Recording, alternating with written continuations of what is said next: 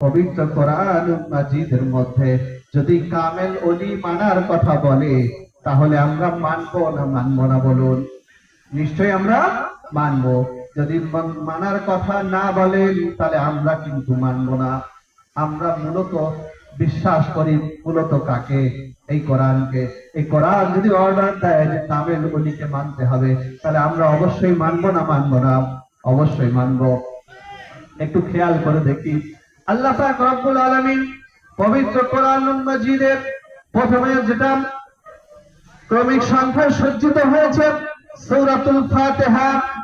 এই সূরাতুল ফাতিহা 6 নম্বর আয়াত আল্লাহ পাক রব্বুল আলামিন আমাদেরকে শিখিয়ে দিয়ে তিনি চাওয়াচ্ছেন, ইহদিনাস সিরাতাল মুস্তাকিম সিরাতাল্লাযীনা আন'আমতা আলাইহিম গায়রিল মাগদুবি আলাইহিম ওয়ালাদ-দাল্লিন। আমিন। আল্লাহ পাক রব্বুল আলামিন বলছেন, আমি তোমাদেরকে শিখিয়ে দিলাম, আর এর মাধ্যম দিয়ে তোমরা নামাজে আমার কাছে চাও। আল্লাহ পাক এর অর্থ কি? আল্লাহ পাক বলছেন, ইহদিনাস সিরাতাল মুস্তাকিম। আর বান্দারা তোমরা আমার কাছে চাও যে আল্লাহ আমাদেরকে সরল সঠিক পথে পরিচালিত করুন। কার কাছে চাইতে হবে? এই দোয়াটা কারোর কাছে চাওয়া যাবে? কারোর কাছে চাওয়া যাবে না। কার কাছে চাইতে হবে? আল্লাহর কাছে চাইতে হবে। কোন সরল সঠিক পথ? কোন সে পথ?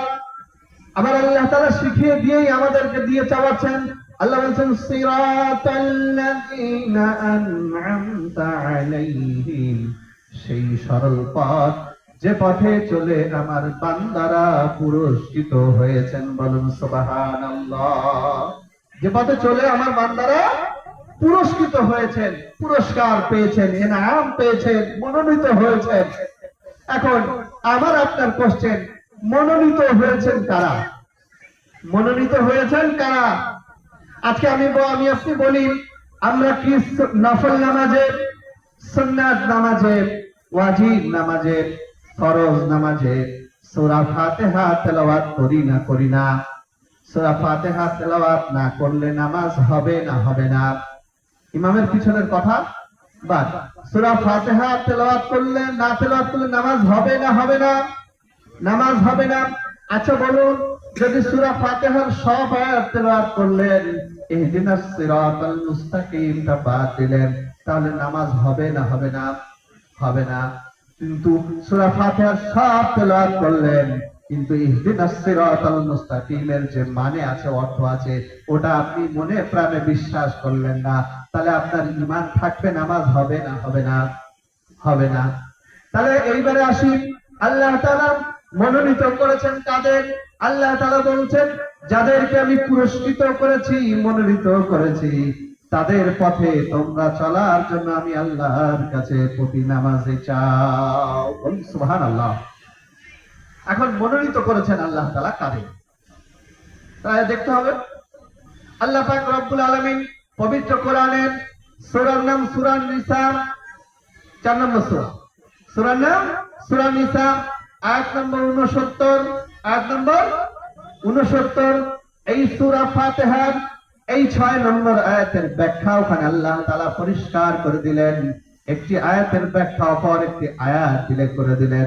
আল্লাহ পাক রব্বুল আলামিন সেখানে বলছেন, আল্লাহ পাক রব্বুল আলামিন বলেন, ومن يطع الله والرسول فأولئك مع الذين أنعم الله عليهم من النبيين والصديقين والشهداء والصالحين وحسن أولئك رفيقا. الله أكبر. আল্লাহ পাক রব্বুল আলামিন সূরা ফাতিহার 6 নম্বর আয়াতের ব্যাখ্যা করছেন।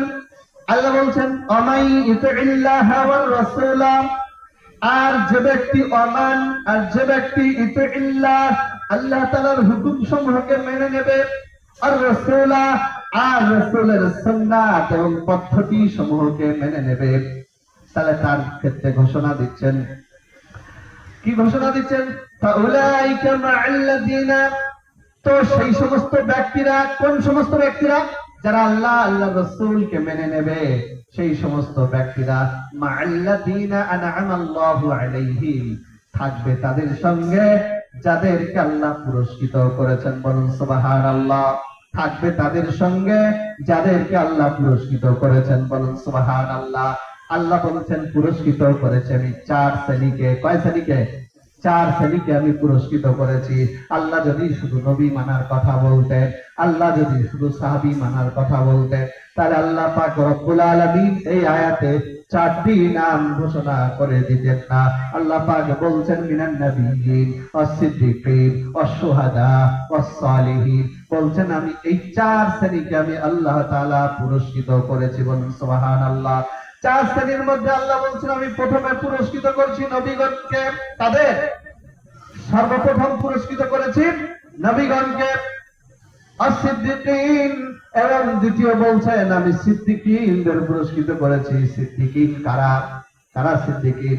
সিদ্দীক শব্দের অর্থ হলো সত্যবাদী, অর্থাৎ আল্লাহ রাসূল সাল্লাল্লাহু আলাইহি সাল্লামকে প্রথম যারা একেবারে যাচাই না করে সুন্দর করে আল্লাহ রাসূলকে তাআত করেছিল, মেনে নিয়েছিল, তারাই হলো সিদ্দীকিন। সাহাবীদের একটা বড় জামাত।